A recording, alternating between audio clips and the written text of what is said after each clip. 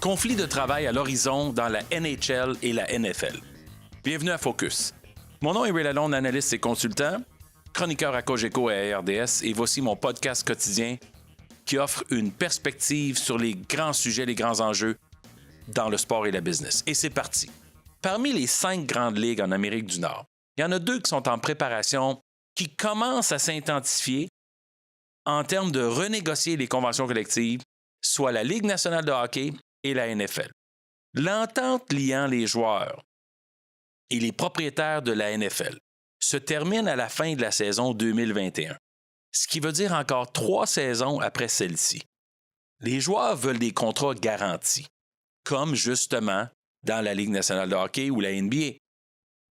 Il n'y a aucun doute que la NFL est la plus grande ligue en termes d'économie, en termes d'argent en Amérique du Nord.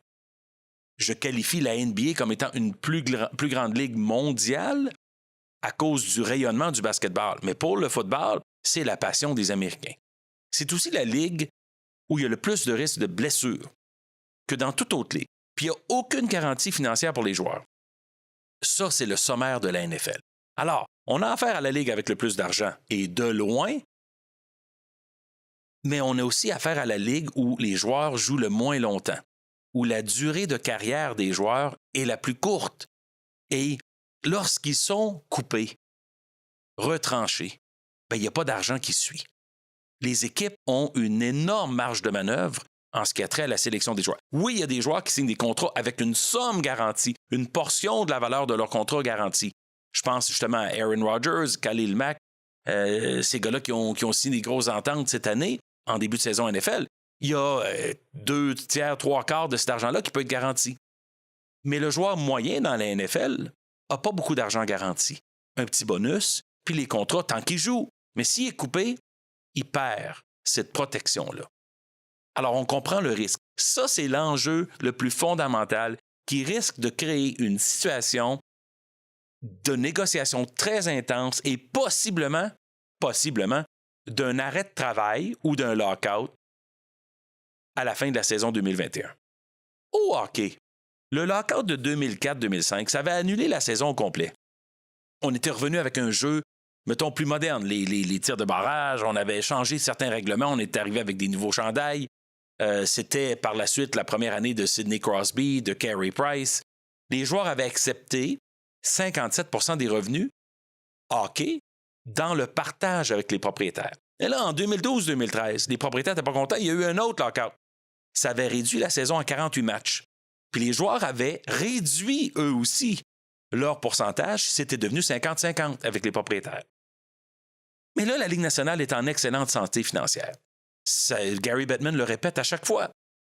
Même s'il y a des équipes qui souffrent un peu, Caroline, Floride, Islanders, oui, ils souffrent, mais il y en a dans toutes les ligues qui souffrent. Puis ça ne souffre pas assez, en tout cas, même Phoenix, je rajouterais les Coyotes là-dedans, ça ne souffre pas assez, en tout cas pour le moment, pour les déménager. L'entente actuelle se termine après la saison 2021 et 2022, mais il y a une opportunité au 15 septembre prochain, 2019, que les propriétaires et aussi l'association des joueurs sortent de l'entente et indiquent à leurs opposants, à leurs collègues de l'autre côté de la clôture, qu'ils veulent renégocier. La dispute, elle va se tourner fondamentalement autour de la taxe escroc, le fonds séquestré des salaires des joueurs, c'est-à-dire le pourcentage qui est retenu jusqu'à la fin d'une saison afin d'assurer que l'argent généré par la Ligue au complet rencontre le seuil espéré et requis, et ensuite on remet l'argent aux joueurs qui manquent. Ça, c'est un dossier très sensible pour les joueurs. L'autre, c'est la participation aux Jeux olympiques. Parce que les joueurs veulent participer aux Jeux olympiques. Ils regrettent beaucoup de ne pas être allés à Pyeongchang. C'est pas parce que c'est comme une question commerciale, c'est parce que les joueurs veulent participer contre les meilleurs au monde et espérer gagner une médaille d'or.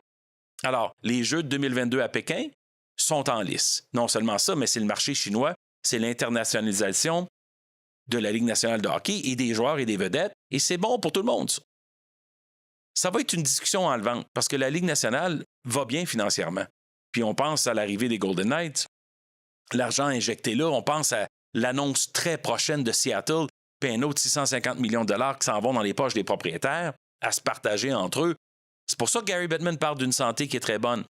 Mais il y a des éléments qui sont sensibles du côté des joueurs, puis ils ont diminué beaucoup leur pourcentage.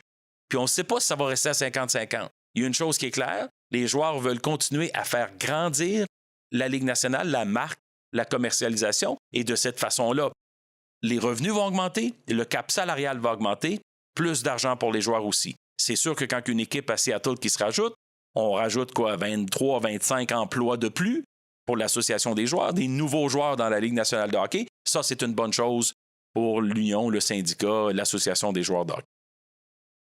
Vous étiez à l'écoute de Focus. Merci de me suivre sur Twitter @RealRayLalonde. Partagez le podcast avec vos amis et redirigez-les vers SoundCloud ou YouTube. Merci d'avoir été là. Ici Ray Lalonde. À très bientôt.